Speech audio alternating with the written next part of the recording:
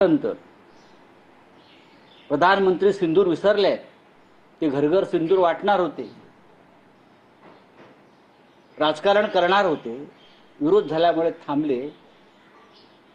त्यानंतर महाराष्ट्रातल्या लाखो महिला नरेंद्र मोदी यांना इथून सिंदूर पाठवणार आहेत।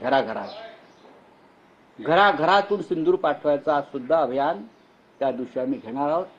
आणि अशा प्रकारचं हे सिंदूर रक्षा अभियान किंवा माझा कुंकू माझं कुंकू माझा देश अशा प्रकारचं एक आंदोलन शिवसेना पक्षप्रमुख उद्धव ठाकरे यांच्या सूचनेनुसार आदेशानुसार 14 तारखेला होईल। भारत आणि पाकिस्तानचा क्रिकेट सामन्याला जे समर्थन देत आहेत, जी त्याची वकालत करतायत, त्यांनी जरा आपला अंतरात्मा तपासून पाहावा की राष्ट्राची भावना नक्की काय आहे। हा एक प्रकारे देशद्रोह।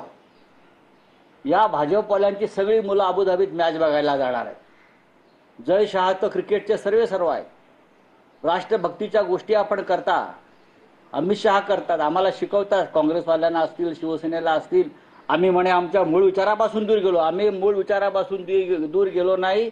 हिंदुहृदय सम्राट बाळासाहेब ठाकरे यांनी भारत पाक सामन्याला कायम विरोध केला। जावेद मियादाद घरी आला तेव्हा त्याला ठणकावून सांगितलं, चहा प्यायचा आणि निघून जायचं, सामन्याची वकालत इथे करायची नाही। एका बाजूला तुम्ही काश्मीरमध्ये रक्त सांडत असताना तुम्ही क्रिकेट खेळायला आमच्याकडे येता? लाजा वाटत नाही तुम्हाला? हाच प्रश्न भारतीय जनता पक्षाला आहे। अरे तोंड तरी उघडा, विरोध तरी करा। हिंदुत्ववादी आहात ना? ते जे बाडगे बसलेले आहेत सरकारमध्ये महाराष्ट्राच्या शिवसेना म्हणून बाळासाहेब ठाकरेंचा विचार घेऊन वगैरे, बाळासाहेब ठाकरेंचा विचार होता भारत पाक सामना होणार नाही। काय करतात मिंधे आणि त्यांचे आमदार खासदार पुढारी? काय करतायत? ज्यांनी काय ते मैदान वगैरे उखडलं होतं तेही त्यांच्या पक्षात गेले तसं मला कळलं। पण माझा प्रश्न इतकाच आहे, हा देशद्रोह। ऑपरेशन सिंदूर संपलं नाही, महिलांचा आक्रोश थांबला नाही,